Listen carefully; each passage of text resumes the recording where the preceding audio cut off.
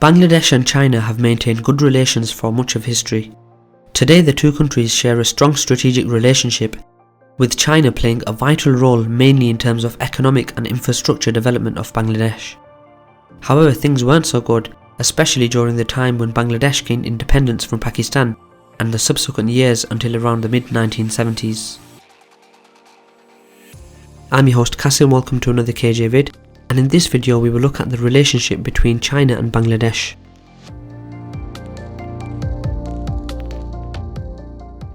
During Bangladesh's War of Liberation in 1971, there was an outbreak of complex geopolitical rivalries. India had allied with Bangladesh due to the long-term conflicts with Pakistan, and more so because Bangladesh was actually part of Pakistan after the end of the British Empire since 1947. China had been allied with Pakistan for most of history, and the ties strengthened especially around the time of the Sino-Indian War in 1962. As a result, China opposed Bangladesh's independence and vetoed their UN membership until 1974. It was only after the military coup in Bangladesh in 1975 that relations between Bangladesh and China started to improve. Prime Minister of Bangladesh since their independence, Sheikh Rahman, had close ties with India, and only months after the military takeover, China eventually recognised Bangladesh as an independent state as diplomatic relations were secured.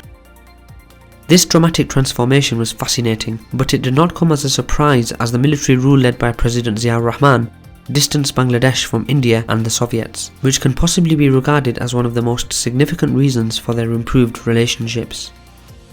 Ziaur Rahman helped restore free market economy in Bangladesh and made a visit to China in 1977, which is regarded as a crucial step in laying groundwork for bilateral cooperation, which was followed by Chinese visits to Bangladesh in the late 1970s.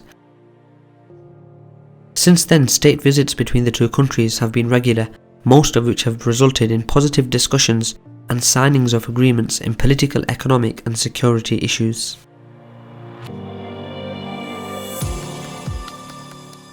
Bangladesh and China have a very strong relationship that ranges from the spheres of economy, politics, development to defence and security. Today, Bangladesh considers China an all-weather friend and a trusted ally. In a 2010 visit to Bangladesh by then Chinese Vice President Xi Jinping, he stated that Sino-Bangladesh relations would remain strong regardless of any change in the domestic or international situation. Bangladesh Prime Minister Sheikh Hasina, on the other hand, reiterated the importance of the country's bilateral relations with China, considering them a major ally of the highest significance.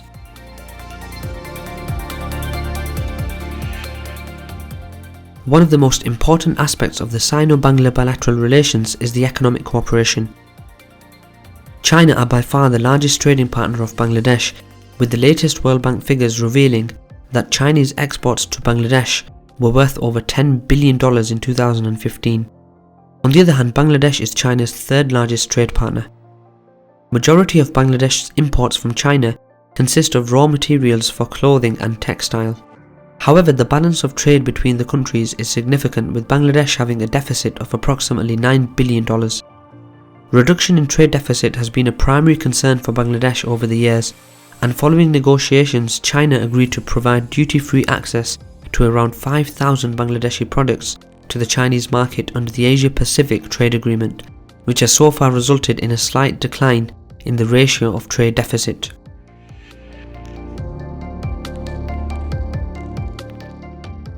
Talks have been in progress for several years about Bangladesh seeking a zero tariff access of 99% items, including ready-made garments products, in order to improve balance of trade. China's meteoric rise in becoming the second largest economy in the world, only behind the United States, by toppling Japan, was possibly largely due to its diversified economy, while having 14 FTAs developed as well as developing countries around the globe. However, there are some challenges of the FTA, mainly with regard to China's Made in China 2015 industrial policy plan. There are significant restrictions on investing in China, and also preferences given to state-owned enterprises that control 38% of industrial assets in China, skewing competition in the market in favour of those. Also, another concern for foreign investors is the Chinese ways of implementation and enforcement of laws and regulations, which tend to be ambiguous and lax. A major geopolitical challenge concerning the FTA would come from the United States and India, especially with India also having a strong alliance with Bangladesh.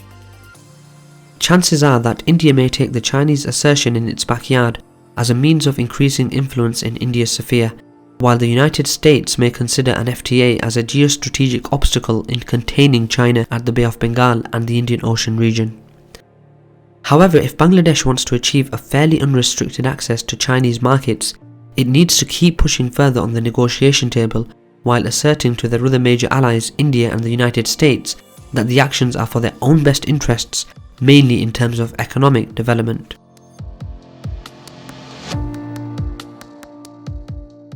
The recent trade war instigated by Donald Trump with his protectionist approach, with Chinese retaliations following by, has had impacts in the Bangladeshi economy. There has been a rise in steel prices, mainly rods, in the domestic market, threatening both the major public infrastructure projects and the real estate market due to the US imposing tariffs on $34 billion worth of exports from China. While the latter imposed tariffs on American cotton, and while China planned on importing cotton from India, the prices had already increased by 10 to 12%. It must be noted that more than half of Bangladesh's cotton imports are from India. Soaring cotton prices would significantly hurt Bangladesh's economy as they would affect the ready-made garment sector. Despite having strong economic ties, there have been disagreements. A significant one is Bangladesh's refusal of agreeing to China's terms and conditions for the construction of the Sonadia deep seaport in 2014.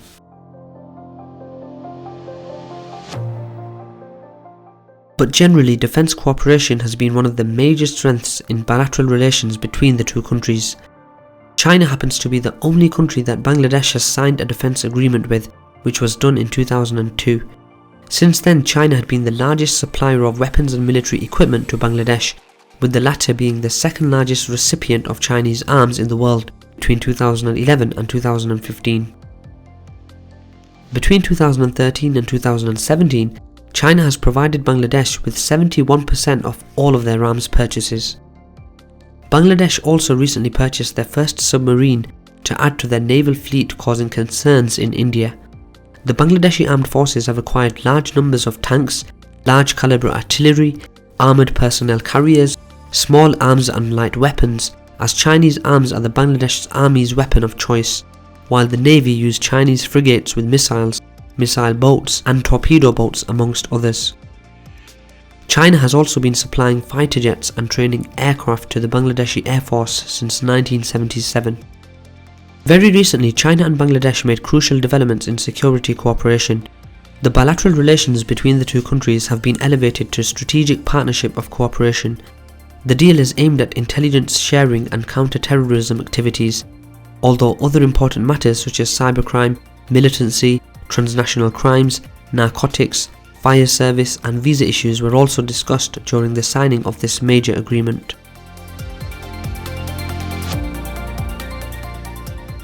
Development cooperation is an integral part of the bilateral relations between China and Bangladesh. China has played a crucial role in the infrastructure development of Bangladesh over the years. It has assisted Bangladesh in building bridges, roads and railway tracks and power plants. The development assistance from China to Bangladesh and other developing countries mostly come as LOCs.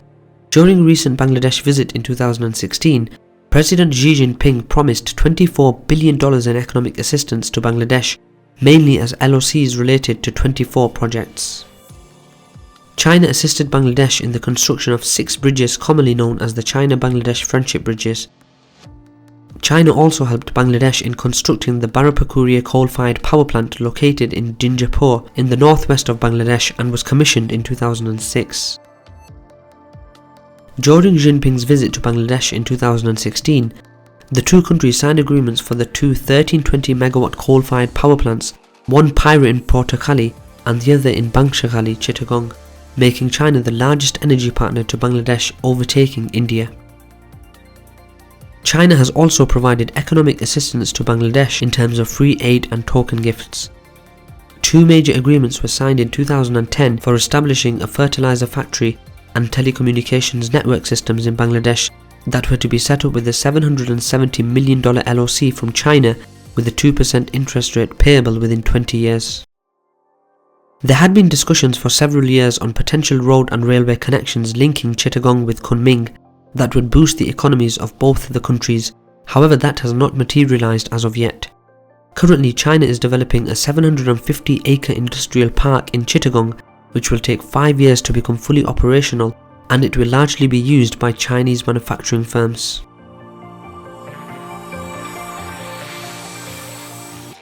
The good relations shared between China and Bangladesh have always been of mutual interests, and both countries benefit from that.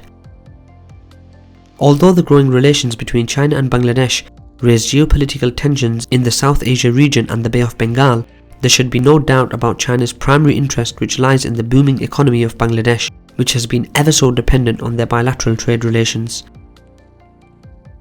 Bangladesh's Prime Minister Sheikh Hasina has recently said that there is nothing to be concerned about for India, whilst not explicitly mentioning China or any other country, and that Bangladesh needs funds for the sole purpose of development, and that she would welcome any country that is willing to invest in the country.